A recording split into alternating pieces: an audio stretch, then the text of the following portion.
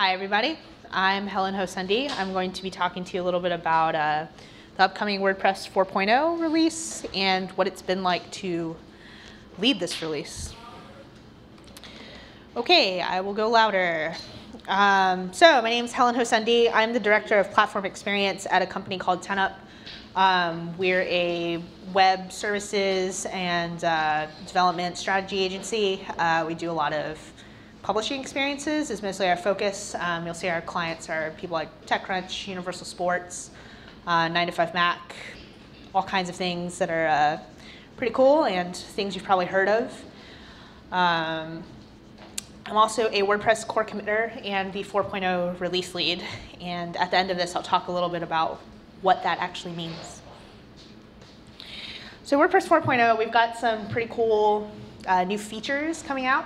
I think of them as being what we call iterative, so kind of taking what we already have and improving it, right? Like there are only so many new features you can add before it's just features all the time, and we never make what we already have better.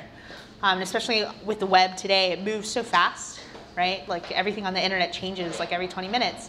If we didn't keep working on things that already exist, we would get behind really quickly.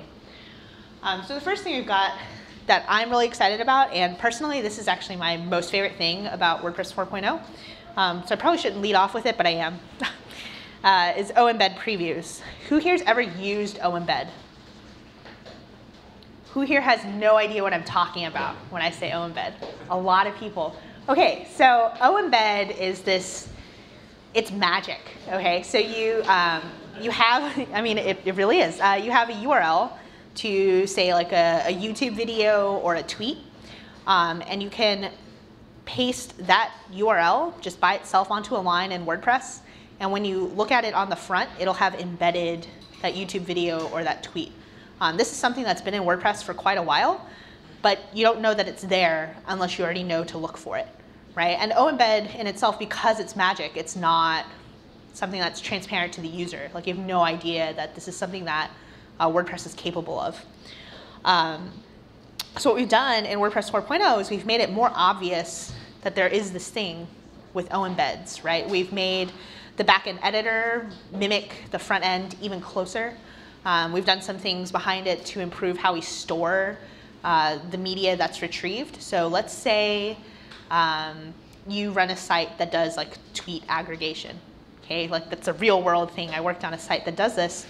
And you don't want people's deleted tweets to ever go away, right? You want to hold on to that faux pas tweet that went out forever and ever. Previously in WordPress, there was the possibility that that would go away when that tweet went away in Twitter. Now we kind of hold on to it forever, which is pretty cool. So this is a little demo of what OEMBED previews look like. Like it's magic. If you go to the text tab, you'll see the URL is there. And when you go back to the visual editor, you get a representation of what that actual embed is. And it's not just a picture, it's the actual embed itself. So if it's like a YouTube video, you can play that YouTube video. Who's done any audio or video uploading in WordPress? Okay, fair number of people. So you know in the last release, you were able to insert like an audio player into your post, and you could see like a preview of that player in the editor itself. So basically now we're doing it for media beyond just what's on your own site. It's pretty cool.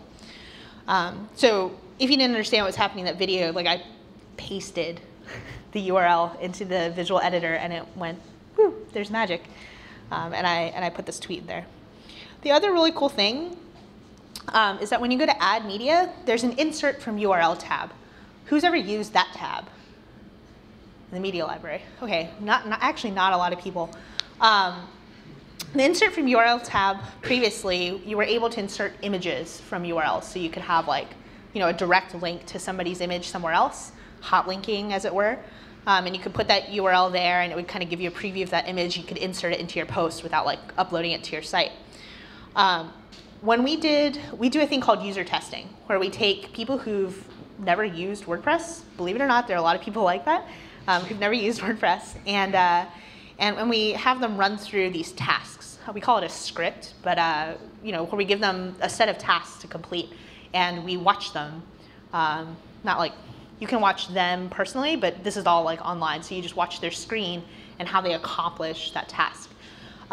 We did some testing on how to create like media-rich posts. And we asked people like, hey, take this YouTube video and insert it into your post, right? Add it to your post. And because OEMBED is not something that people realize is there, for good reason, what we saw like something like 6 out of 8 people do was go to add media, insert from URL, and try to paste that YouTube URL in there, and it didn't do anything. And what it used to do is, because it didn't recognize it as like an image, it would link it. And when you link a URL, even when it's on its own line, it won't do the OEMBED magic anymore. So that was pretty bad. And we realized that that makes a lot of sense, right? You say, I want to add some media to my post. It's not just images. I want to add this video, and it just happens to be from YouTube. So I'm going to go to add media, and I want to add it from this URL. Makes complete sense. So we've done the same thing in insert from URL. If you paste a URL into the URL field there, and it recognizes that there is a valid embed behind it, it will give you a preview of that embed, and then you can insert it from there, right into your editor. So this is like totally my favorite thing about WordPress 4.0. We've also improved plugin installation. So pretty much everybody here has installed a plugin. There was, like the question at the beginning of this meetup. It's one of the best things about WordPress, right? The fact that we have this amazing community of developers and users and this plugin ecosystem where there are like 30,000 plugins in just the WordPress.org plugin repository. That's a lot of stuff, and that's a lot of stuff to sort through, right? Like anytime you're in like the app store for your phone, right? It's like, how do you find the thing that you want? It's really difficult. So we started looking at how plugins are installed, right? And how users determine what plugin is it that I want to install in the first place. So this is actually the plugin screen from WordPress 2.7. This is before I even used WordPress. So this is what it looked like in 2.7. And this is what it looks like right now. It's the same thing. Like don't let the icon at the top and the font fool you. This is the same thing. Like there is no difference except that the uploader is not there anymore, right? So that's kind of maybe not so great. 2.7 is kind of a long time ago, especially in internet time. And we have these popular tags down here that are pretty useless, right? Like your popular tags are like widget, admin, comments. Like what good does that do for you, right? Like they're not meaningful at all. So I've kind of gotten rid of this screen entirely. And now we do what we do for themes as well. We just jump straight to featured stuff. This is test data. Jetpack is not a performance plugin. So this is stuff that we're testing, pulling over from WordPress.org. So when you load this page, it asks WordPress.org, like, hey, can you tell me like what the current featured plugins are? Because it connects to that central repository of plugins. So now we give you this view, we call them cards, where you get more data available to you about that plugin right up front. So you get the name, you get a short description, what the main author is, the star rating for that plugin, how many downloads it has, when was it last updated, has it been tested with your particular installation. That language might change a little bit, but it'll say something like, this plugin has been said that it works with your installation, or like 20 people say that this is broken with WordPress 3.9 or something like that. And you have a more details view. So you get a lot more of the information, what we call metrics, right from the start. You can search for a plugin, or you can browse these different views of like featured or popular or whatever.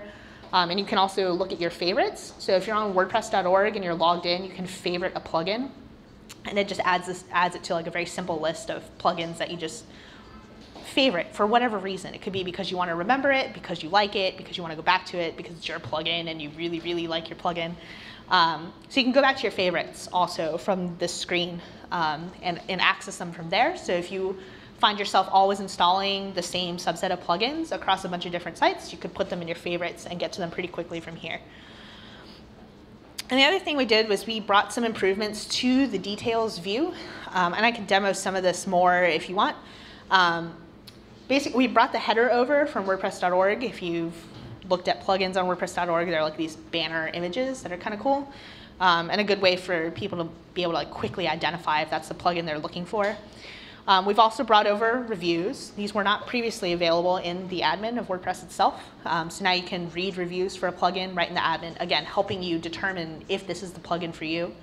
And over here in the sidebar, when you scroll down, you can't see it on this picture, but you'll get also like the complete list of contributors to a plugin, also something we didn't previously show in WordPress. So now, in addition to like the official author of the plugin, you can also see like all the developers who've contributed.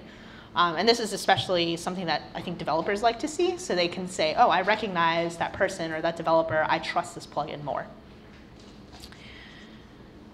We've also got this cool thing. I haven't figured out what exactly to call it. Something about editor scrolling, pinning, keeping your tools at hand. So before WordPress 4.0, the editor had its own scroll bar, right? Like you had the scroll bar for your whole screen, and then the editor itself, like you could resize it if you wanted, and then it had another scroll bar inside it.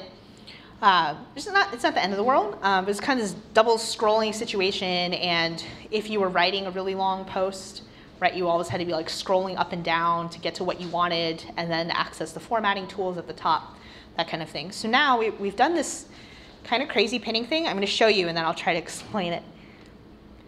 So as you scroll up down the screen, your tools at the top, the toolbar for the editor pins, and then your side boxes pin as well at the bottom so they never go off the screen. And then when you scroll back up, it scrolls that back up.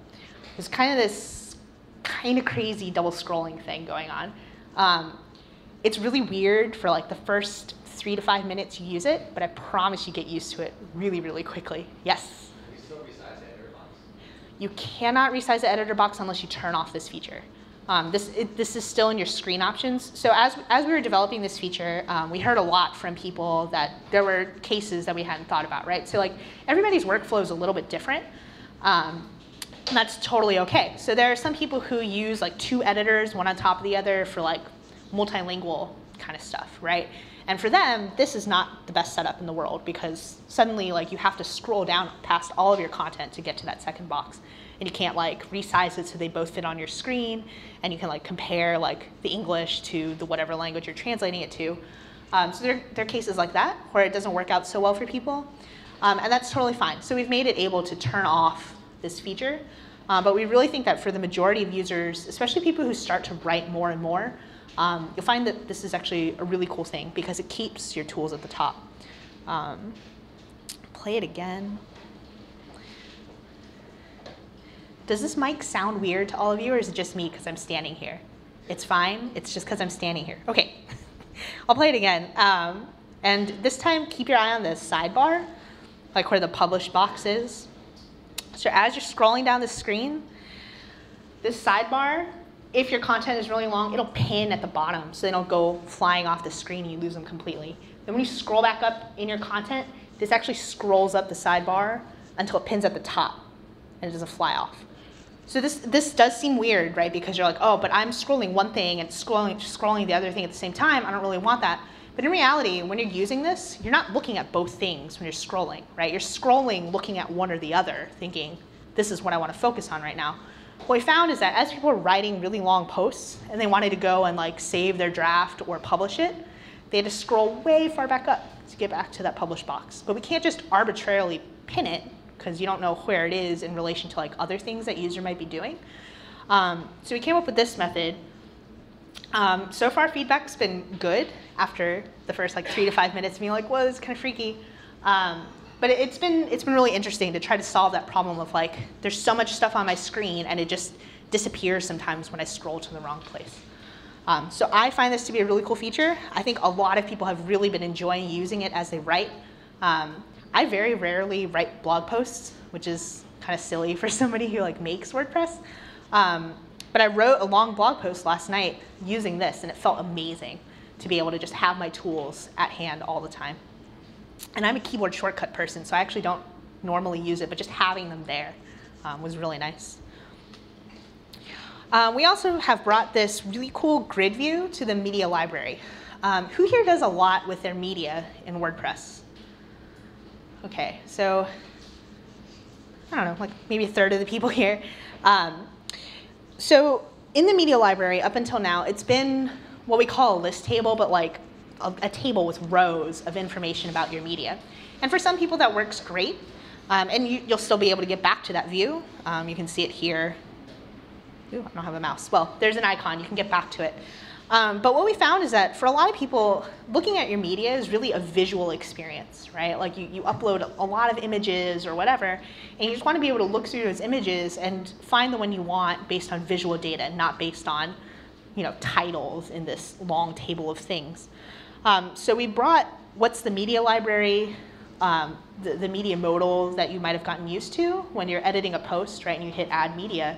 You get something extremely similar to this. So we've basically brought this to your library itself. So like when you go to media in your menu. And so you get this grid of pretty images, and you can filter them, and you can do bulk select, which is pretty cool, and it's very touch friendly, especially with bulk select. Previously, you weren't able to select multiple things on a touchscreen device because you have to be holding like Shift and then clicking in order to select multiple things, right? Like that doesn't work when you're doing a touch device.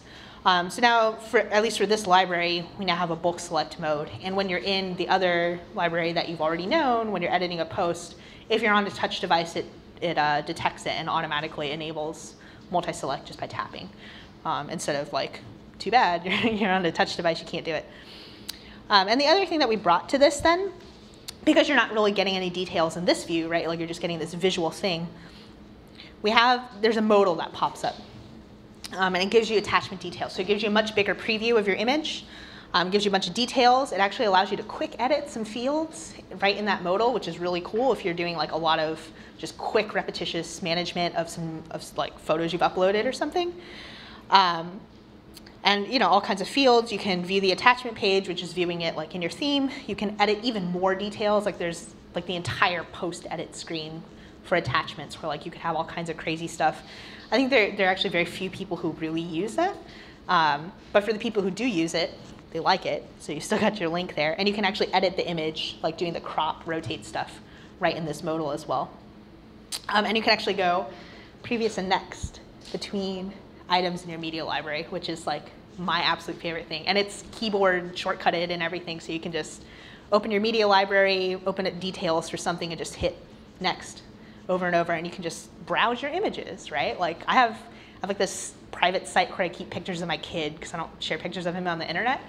And it's really cool. Like I can upload pictures, and I don't have to be like at my computer. Like I can share it with my family, and they can go in and they can just click on a picture and go through and just look at pictures of him. The other really, really cool thing that this enables us to do is it enables you to preview media that's not images. You can play videos right in this preview window, listen to audio, all that kind of stuff. I think it's really cool. I think some of it is very like power user feature, right? Like people who really do a lot with media.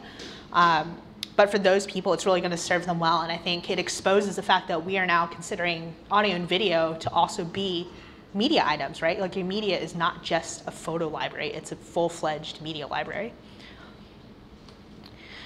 Okay, we've also got this cool thing. This is a little more technical in the way we're calling it. We're calling them customizer panels. So who here's used widgets in the customizer? This was new as of last release. Okay, fair number of people. I think it's actually one of the coolest things that's come to widgets. Like widgets are actually really powerful, but they have this thing, we call it save and surprise, right? Like you're editing your widgets on the back end and you have to hit save and then go preview it on the front end, but it's already made it live. So like you have to save and like surprise, it might be what you want or it might not be. So with a customizer, it means that you're able to edit your widgets. Like you could add them, edit the text within them, change parameters about your widget, and you can preview what it's gonna do before you set it live. That was one of the coolest things that the customizer enabled like widgets to do. But the weird thing about that though is that the customizer just has these like, what we call an accordion, but like these expanding, collapsing panels on the side.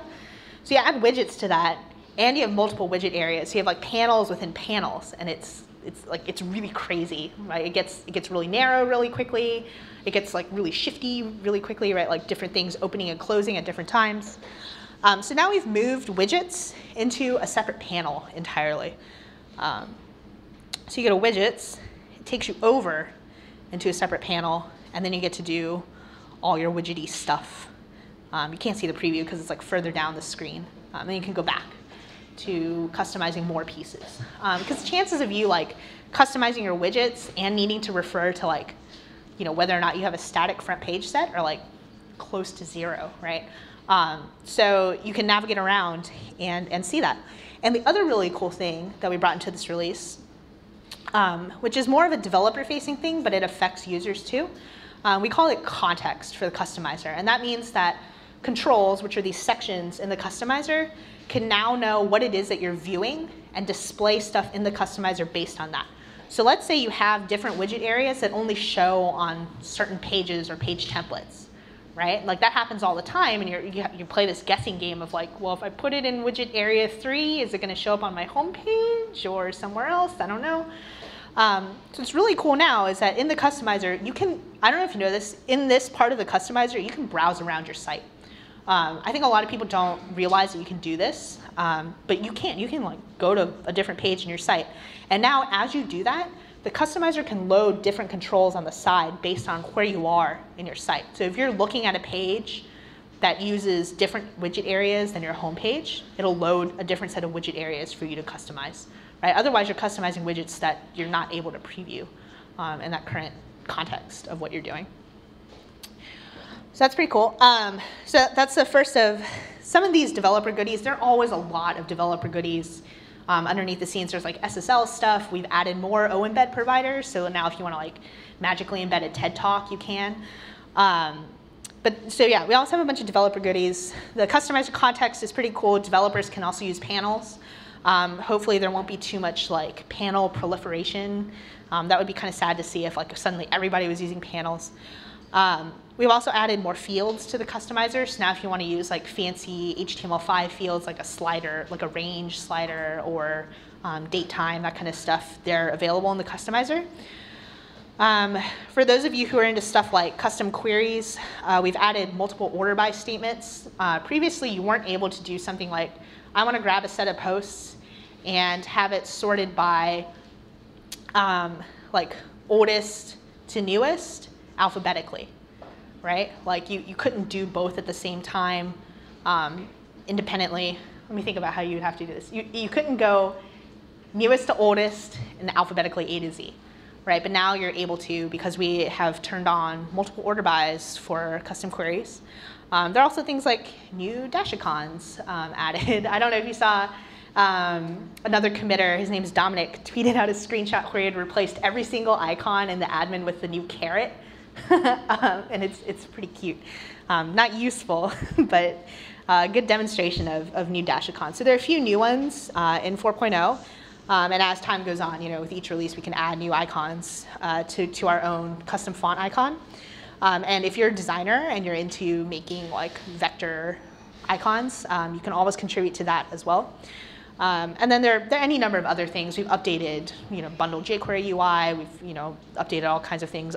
Updated Media Element JS, which is what powers the built-in audio video players. We've also done updates on that. So now I'm going to talk a little bit about leading a release. And I'll take questions at the end if you have other questions about 4.0. So what does leading a release mean, like leading a software release cycle? It's herding cats. Like that's really all it is. WordPress, as a free open source software project, we rely on people volunteering their time. There are people who are paid to work on WordPress itself. Like I am paid to work on WordPress itself. There's some people paid through Automatic who kind of come in and out. There's some people paid by Matt directly to work on WordPress. There's some people who fund themselves to work on it, etc. But by and large, it's a volunteer effort, right? And when you're managing volunteer time, it really is. It's herding cats. And there's only a certain amount of expectation that you can have in managing it. The biggest thing that I do, honestly, is reading. I read commits that have come in while I was away from the computer. I read tickets and comments as they come in. I look for things that we've caused during the 4.0 development cycle, right? Like things that we would call like regressions, right? Where something worked in 3.9 and now we broke it in 4.0. That's super bad and we can't do that. So I'm constantly reading just reports, forums, track tickets, Twitter, all kinds of stuff. Just constantly reading. If you see me like randomly reply to a tweet, it's because I'm reading random things on the internet. So that's a huge part of what I do every day. I guess it doesn't sound that glamorous. I do a lot of communication to go along with the reading. Again, with coordinating volunteers, it takes a lot of talking and just being willing to be like, hey, I need to bug you. Hey, are you free today? Or are you free tomorrow? Or could you be free in 20 minutes? Or whatever. You have to bug people.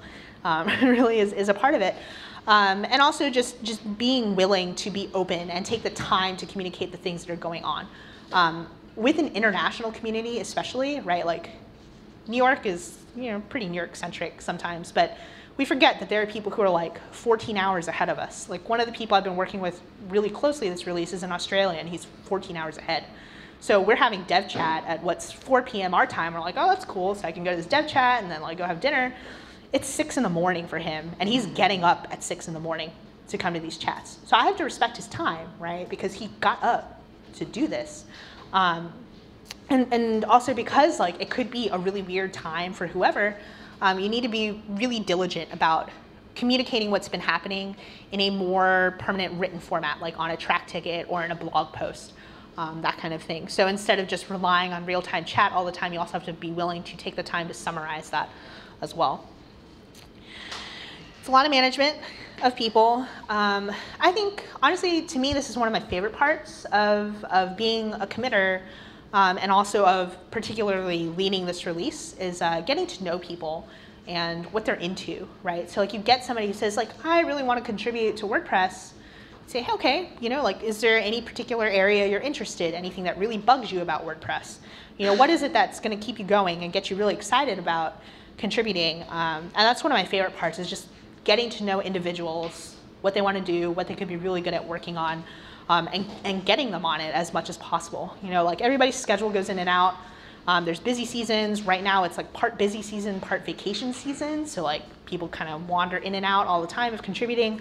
And that happens. There's just a lot of management going on. There's a lot of management of like schedules, dates, meetings, making sure meetings run with an agenda, making sure we don't wander off for an hour and a half talking about some silly developer thing. Totally happens all the time. Just a lot of people and task management. We rely a lot on a bug tracker called Track, where you could report bugs that you found in WordPress itself. And we rely on that a lot, on assigning like, hey, this has to get done in 4.0, or hey, like, let's wait until later to work on this, that kind of thing. So there's a lot of just management of tasks in that way. And finally, there's a lot of decision making and a lot of really painful decision making. In any release of any software, you could include any number of things, and it could all be really cool. But there comes a point where you have to make the decision based on who I've got, the amount of time that I have, and what the vision is for this project, this product, whatever it is that you're working on. You have to make those decisions, what you can include and what you can't. There's a lot of cutting things. There's a lot of saying, nope, too late. There's a lot of saying, just sorry, but no. That happens, and that comes with this. And that it's been tough, because like I'm a user and a developer with WordPress, and I would love to sneak stuff in, but that's just not how it works. As you start sneaking stuff in, like you enter this gray area of like, well, what else could be snuck in? So it's better just not to do that at all. And finally, really finally, there's just a lot of trust. I am one of 13 committers, I think, to WordPress, and I trust these people like almost completely. Trust but verify. Like I still read their commits, but people especially who have proven themselves to be working in one particular area of WordPress, like Scott's not here, but he does a lot of the work, the majority of the work on media in WordPress, like the audio video player and all that kind of stuff. He does a lot of that work, and I trust him to work on it, and I trust him to put in the effort to do it, and I really rely on him, and I lean on him to do it. And we've had a lot of people this release who have really come in and made themselves available and put in a lot of effort on their own time to make this release happen. In addition to all the contributors that we have in any given cycle, it's usually a couple hundred, and we value all of them. But there's really this trust factor of like this group of people that I know will show up, and I can hand them something and they'll run with it, and they just ease my mind so I don't have to micromanage, because nobody likes to micromanage. Or maybe they do, but I don't. Okay, so that's it I've got. I'm happy to take any questions you might have about WordPress or whatever, or you can catch me afterward. Thank you.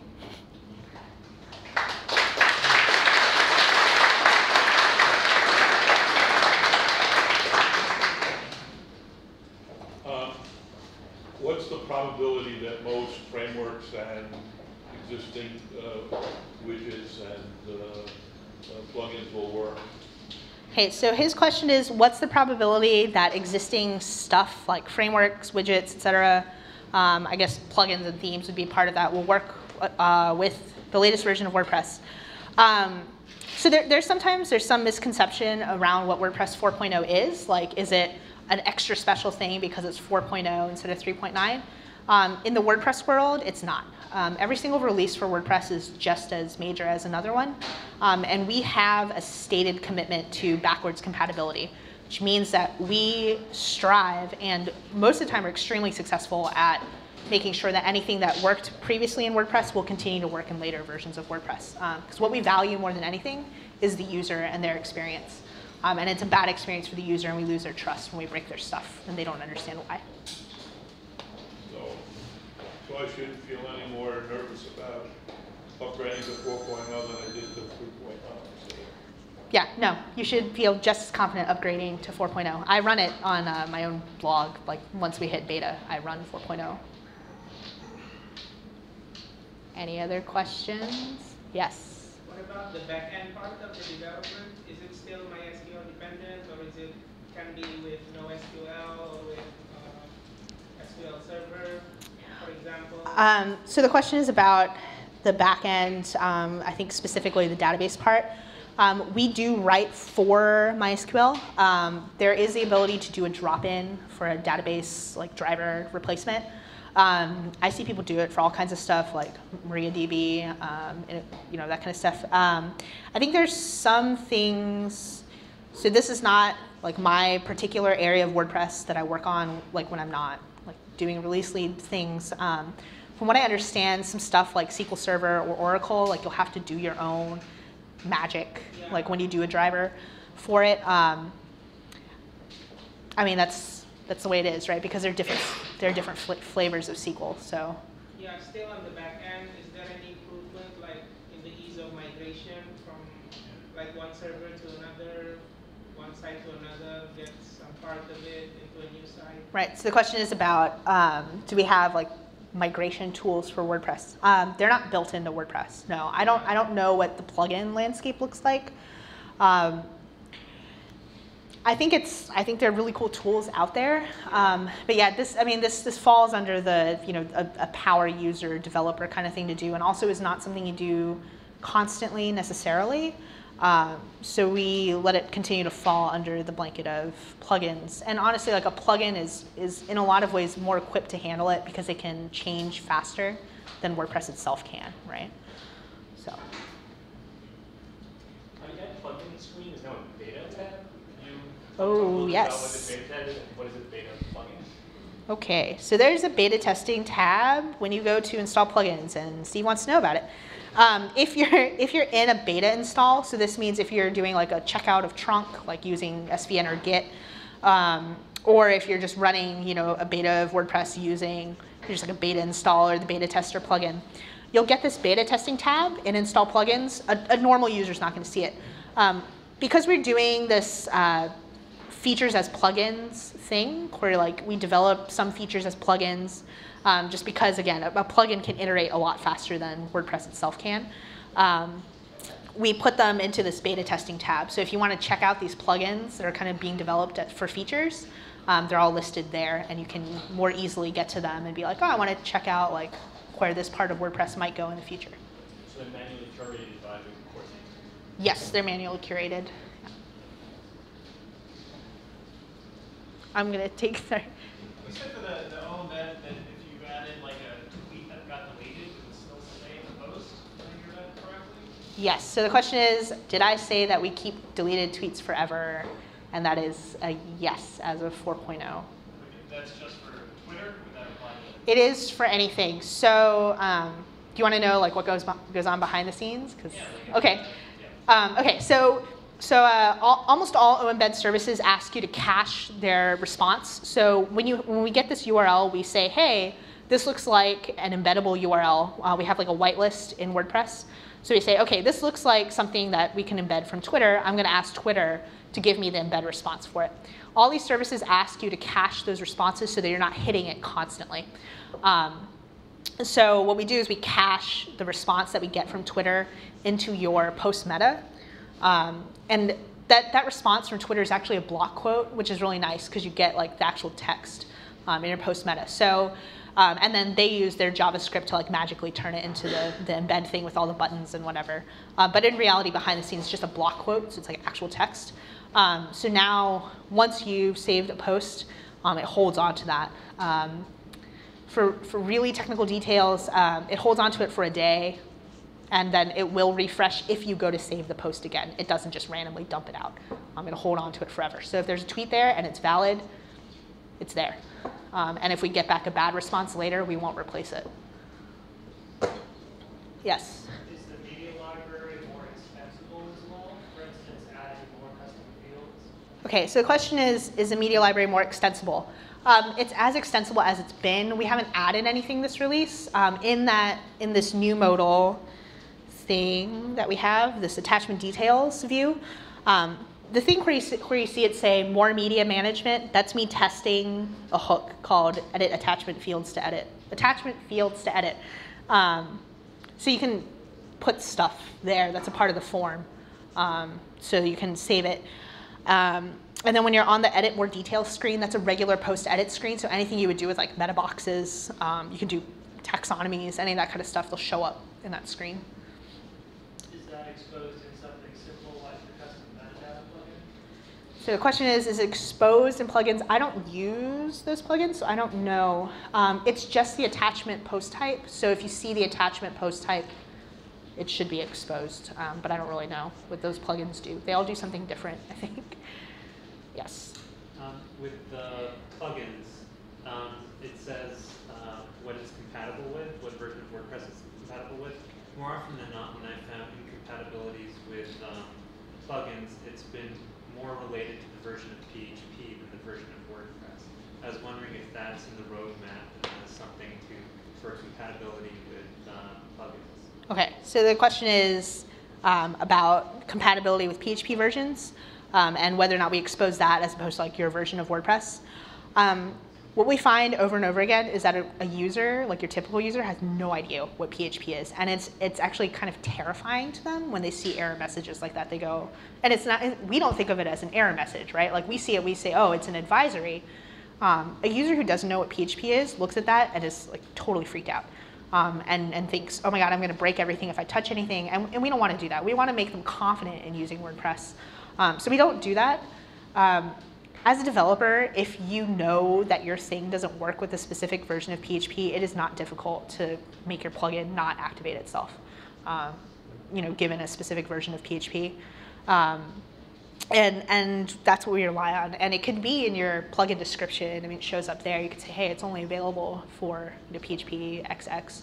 But certainly, like as a developer, it would also still be upon you to deactivate if you are not able to run on that version of PHP, because otherwise you could fatal out somebody's site, and that really breaks trust, not just in you, but in WordPress itself. Because your average user really doesn't really have a distinction between the two. Like we're pretty good about it. I mean, if you're at this meetup, you're already light years ahead of a lot of users. But you dump, especially a new user into WordPress, and something breaks, they don't know where to assign blame, and they shouldn't have to know where to assign blame. Like we should want it to work for the user at all times. Yes. Security enhancements are there in 4.0? Security enhancements in 4.0. So there's a 3.9.2 release recently that included a lot of security enhancements. Those are all in WordPress 4.0. I think some of the ones that might interest people, to me they always seem like, I don't know who they interest except the people who've reported them. We have expiring nonces. The numbers used once, they're like a token. So those expire like when you log out. I don't know what else there is, just boring stuff. Like don't show random HTML in a MP3 title, because why would you want an HTML tag in your MP3 title? I don't think there have been any ugly things besides the thing that we coordinated with Drupal for 3.9.2. So if you're really interested in that, I would read about it some more. Yes? When I edit a page in HTML, a static page, and then switch over to visual mode, it screws it up. Does that get fixed, or is that just? So the question is, if you switch between like the text / HTML-ish mode and the visual editor, it often breaks. So as far as I've seen, it's gotten a lot better over time. I don't think there's anything really specific in 4.0 about it. I think it's kind of ill-advised to switch between the two for any number of reasons, and they're not all about WordPress. They're about like how visual editors work in the browser and that kind of thing. They have a habit of chewing on it because it's hard. It's hard to do these things. So we use a product called TinyMCE. It's another open source project called TinyMCE for a visual editor. So like there's some things that we do, there's some things that TinyMCE does, and there's always some flux when you switch between the two, especially because ours is not a true HTML mode. We call it text because you can just type text, and if you do like a double return, it'll make a paragraph tag. That's not how HTML works. Yeah, so we have some differences between like really being an HTML tab and being a text tab.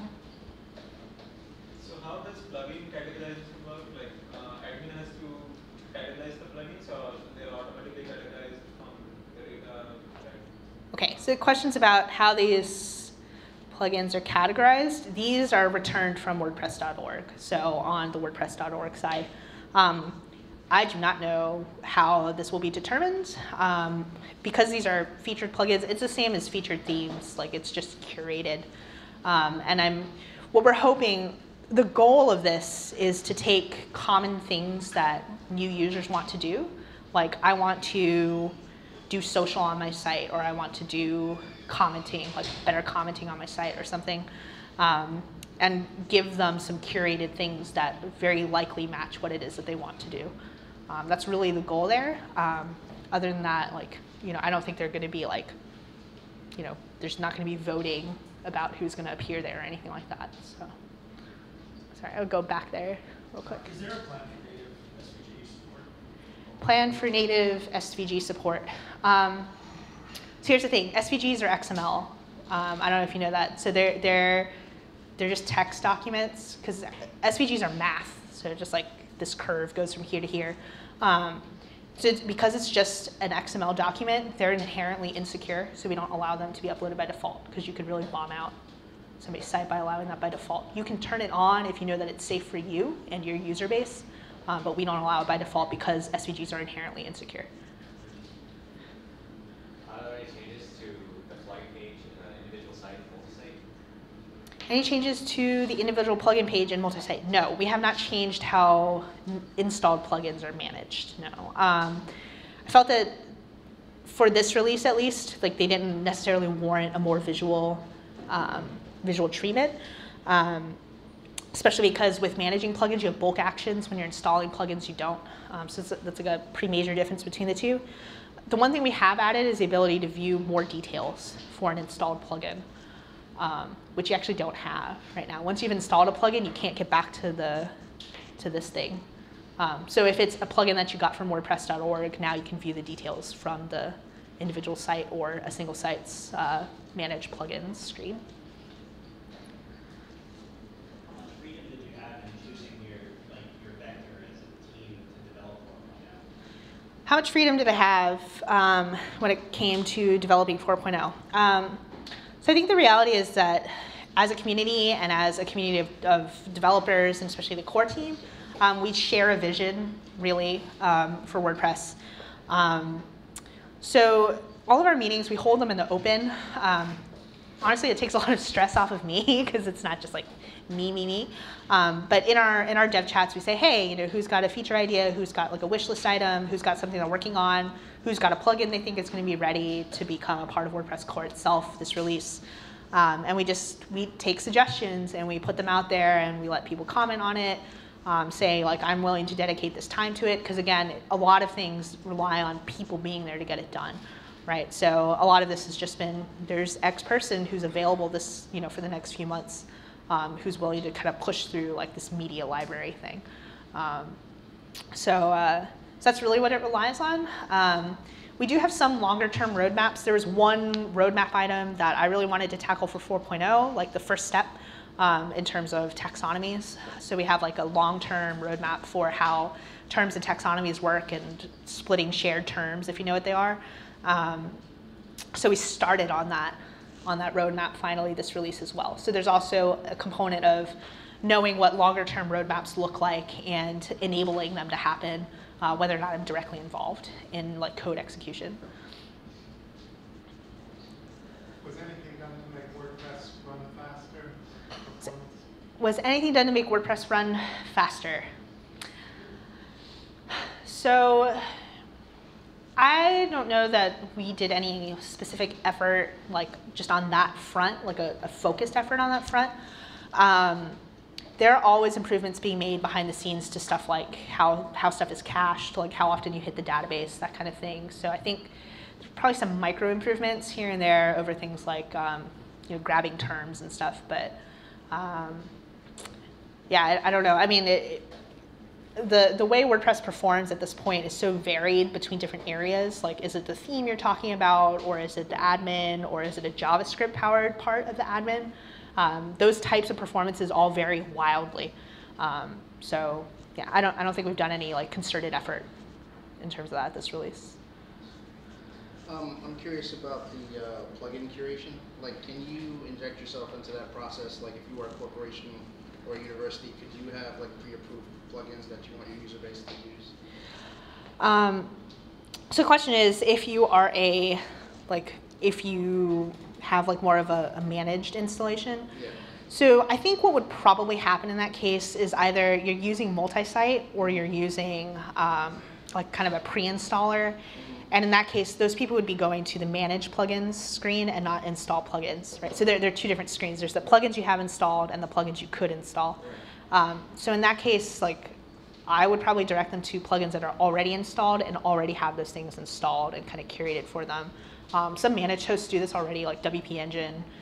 When you log in, like, they have like acceptable plugins basically, and they have blacklisted plugins, but mostly they have like some really popular plugins kind of pre-installed, I think, or they used to, that you could just activate right from there instead of worrying about searching and finding it yourself. Just another follow-up. So, for example, you give the metadata that these examples are updated within the last 2 weeks. So I'd be interested to know if you could set rules like you can't install something that hasn't been updated in like the last year and a half or something like that. Okay, That might be interesting, yeah. so the question is, like, could we allow filtering based on that data? Yeah. I don't know that that the API that connects to WordPress.org allows you to specify that kind of data, because it has to connect to their service, and I don't know what it does on that end.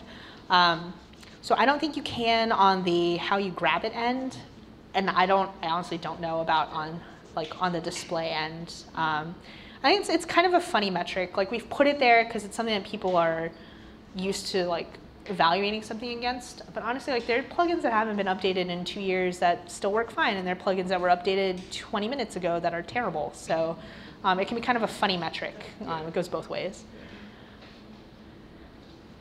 Anything else? You can catch me afterward too.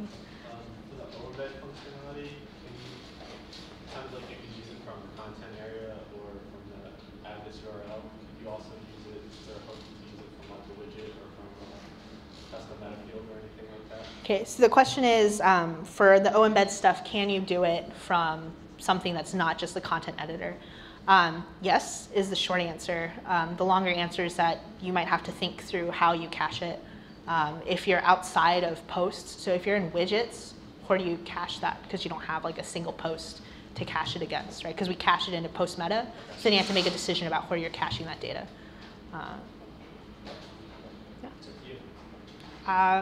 I take like another 1 or 2 questions. Okay. What do you think the biggest difference is between WordPress 4 and WordPress 3? So the question is, what's the biggest difference between WordPress 4 and WordPress 3? The answer to that is that we don't, like 4.0 is really the same as 3.9 for us. Like we say, like you can think of it as like WordPress 39 and WordPress 40, right? Like that kind of thing. So there's a thing called semantic versioning that a lot of developers use. And so like some people have been like, you should call it WordPress 3.10. And it's like, well, for normal people, 3.10 is also the same as 3.1. So I don't know, it also doesn't help. So we just continue on to 4.0. There are not really any major differences between like 4.0 and 3.9. I think if you look at 4.0 versus where 3.0 was, and that's 4 years ago now, I think, 3 or 4 years ago. If you look at the difference between the two, they're visually pretty different. Like we've gone through one tweak, I think, or 2 tweaks, and like a pretty drastic reskinning of the admin. If you look at how features work now versus how they did then, the customizer didn't exist in 3.0. That came in 3.4. You know, and like widgets in the customizer, all that kind of stuff, it builds up over time. So if you look at what WordPress 3.0 was like and what WordPress 4.0 is going to look like, they're actually very different. But if you have been using WordPress this whole time, you might not necessarily have noticed the changes because we do them gradually. And part of that is because, you know, of our commitment to users and back compat and that kind of stuff. We just keep it kind of like a slope instead of tossing somebody overboard. So. Is customized replacing theme settings? So is customized replacing theme settings? I think that depends on what you're using it for. I'm not a big fan of theme settings. Maybe I'm like a lazy user or something, but I'm the kind of person who wants to install like a theme that like really specifically does what I want it to do and not have to fuss with like a million different controls to make it look like the fancy demo, right? Like I want to be able to turn on a theme and it just like does the thing for me. I don't know if like I'm just a lazy user or what, but to me that seems like really what we should be aiming for, not a million different things for this user to change about their theme, like tweak this and that and whatever. So to me, it's a different path to it. I think it's a better path because you're able to preview and do all those things. But realistically, like I don't want people to just keep shoving things into it because they feel like, oh, well, I had theme options before, so now I'm just going to put it in the customizer. I would really like people to think about like, why do I need to put all these things into one theme in the first place, or could I, you know, make like child variants of this one big theme that are like really specialized so that my user can just install it and go instead of always having to fuss with different things. And I think like even if you're using an old theme that has like a million different settings, right? Like why couldn't you provide like a pre-config pack or something, and you could say like, set up these configurations for me because I want this set of stuff to be done. Like I want it to look like that, give me those settings and I can just plug it in, like upload these settings or something somewhere and go. But really like, I'd just like to see more really like targeted themes. So I think the amount of time, and especially now that we've made improvements to like how themes are previewed and installed and that kind of thing, it's much less friction to install and preview a new theme.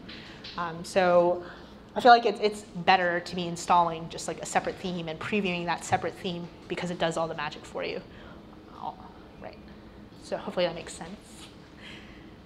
Okay, I think it's good. Thank you.